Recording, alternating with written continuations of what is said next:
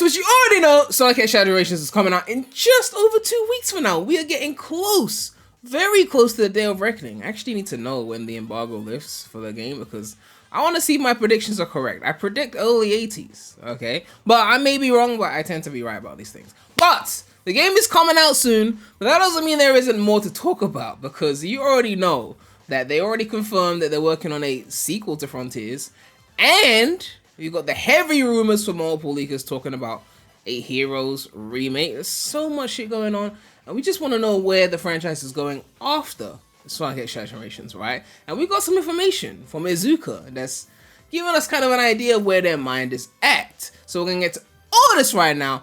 But subscribe to the channel already. Please make sure to subscribe, alright? So what am I talking about here? Well, Sonic Stadium, one of the Sonic news outlets, has posted about this and is talking about Iizuka in an interview. We are going to check this out here. It says here, Iizuka talks PS5 Pro, it's important to support the lower spec consoles. It says, while some of you who have played Sonic Frontiers may have pumped it through top tier hardware with crisp resolutions and blistering frame rates, no blistering frame rates because Sega capped it at 60 FPS in 2022. Sonic Team's Takashi Iizuka still sees great value in making sure Sonic as a series targets a variety of platforms, including more modest hardware. In a recent Tokyo Game Show interview, IGN asked for his reaction to the recent PlayStation 5 Pro announcement. Daddy Zook said, as a market, we have the high-end machines, high-end consoles. Coming out with those consoles, we feel that we can make newer Sonic games that can express the speed of Sonic and with much better gaming UI as well. UI? I mean, you don't need a high-end console for good UI. Anyway, however, we want to support the lower spec constants as well. So even though the PS5 Pro is coming out or new innovations or technology are coming out, we feel that this is important with the lower spec consoles or to support with the lower spec consoles and let many of the users keep playing our own Save the Sonic the Hedgehog.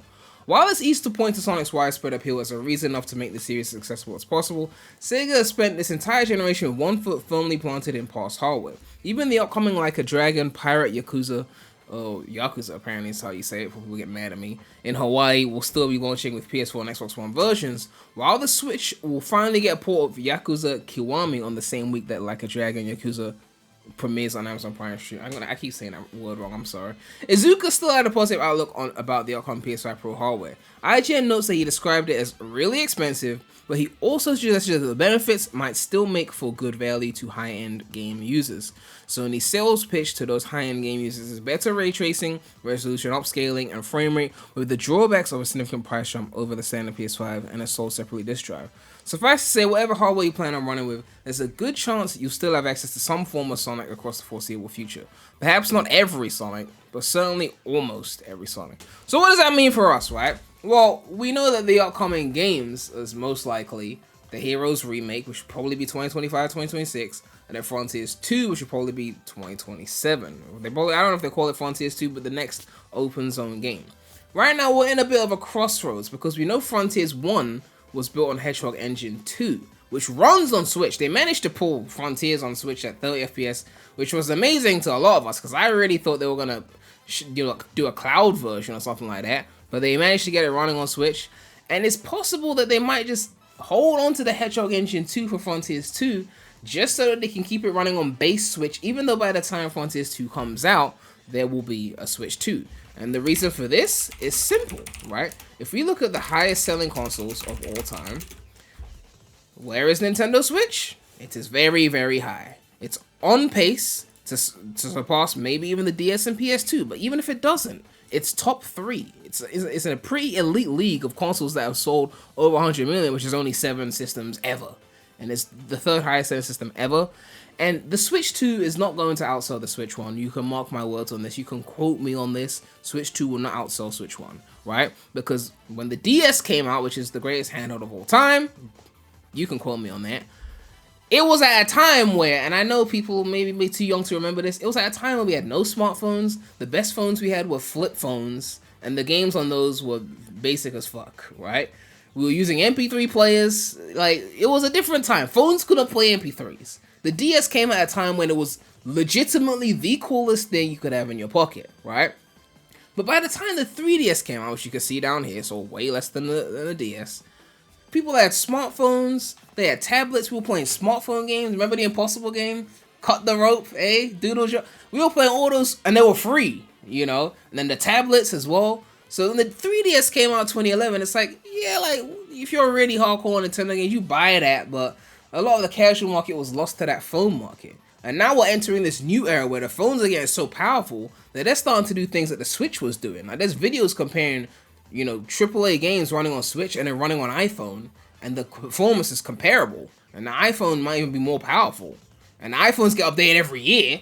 The Switch 2 is going to come 2025, and they're going to hold on to that hardware till like 2030 something. By then, robots roam the streets. But the point I'm trying to make is, the phones are creeping up again. So it's going to be another DS to 3DS situation. And Sega sees this, and they're like, the amount of users we got on Switch 1, not all of them are going to upgrade to Switch 2, but they'll hold on to their Switch 1s. If we start putting exclusive Sonic games on Switch 2 and neglecting Switch 1, we may have an issue where, like, we're missing out on good money, because Sega sells best on Nintendo hardware.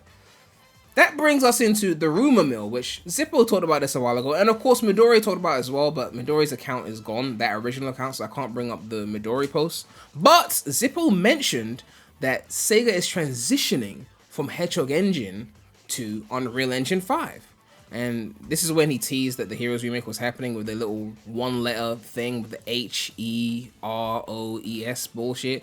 But then he basically just did a full post and said, yes, Heroes is going to be the game. And then Midori said it too, and then Midori backtracked and said they're considering it, but it's not confirmed. That was last year. And then the newer leaker this year said, yes, it's happening. It's coming as early as 2025, maybe gets delayed 2026.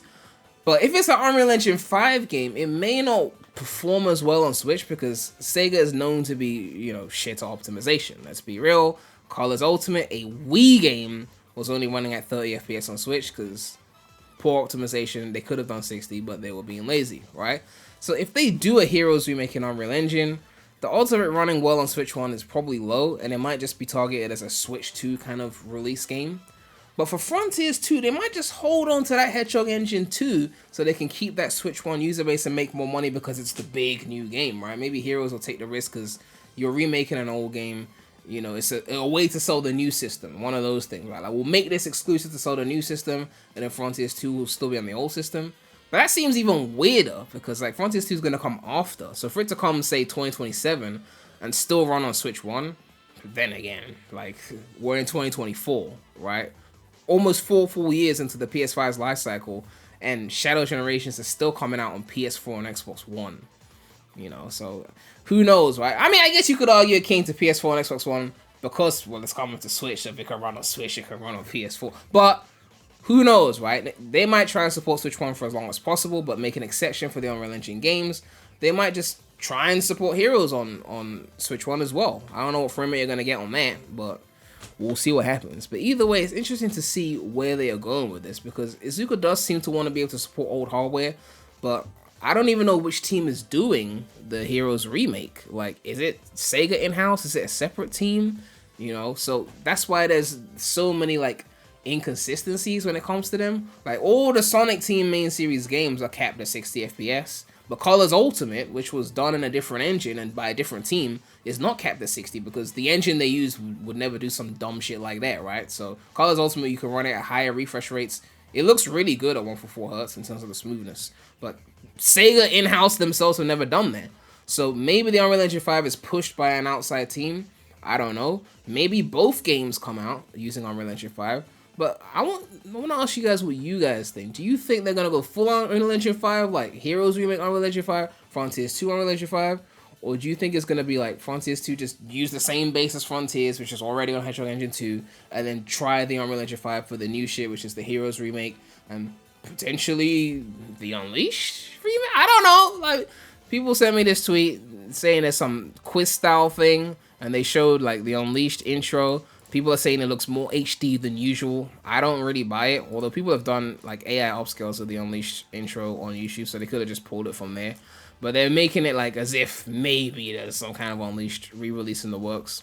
If you're asking my personal opinion, right, when it comes to 3D Sonic, I feel like Heroes is next. I'm not just saying that because it's the GOAT. I'm saying that because of the evidence we've seen. I feel like Heroes is the next remake.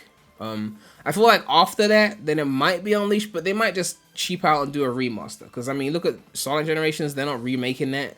They're just, you know, it's a remaster. So they might be like graphically Unleashed is good enough still. Remaster that one, don't do a full remake. And then after that, it's Adventure 1 and 2.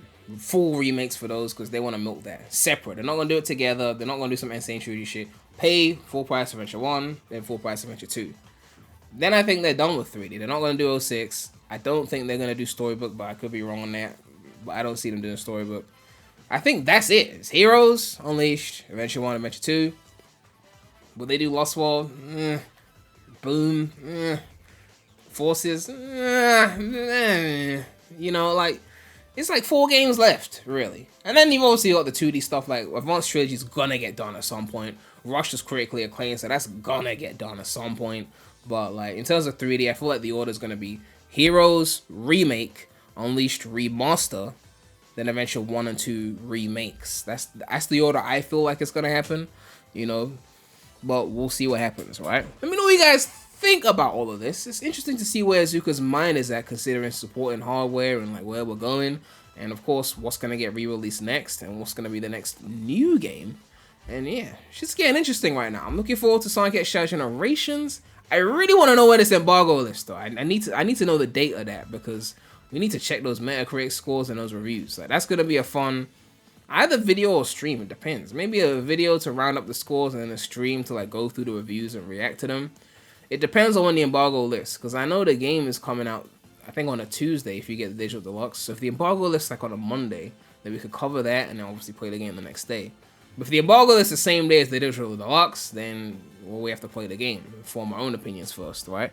But yeah, let me know what you guys think about all of this, and of course make sure to like, comment, subscribe, hit that bell, more content coming soon to the channel. But that's all I have to say right now, so do Remy out.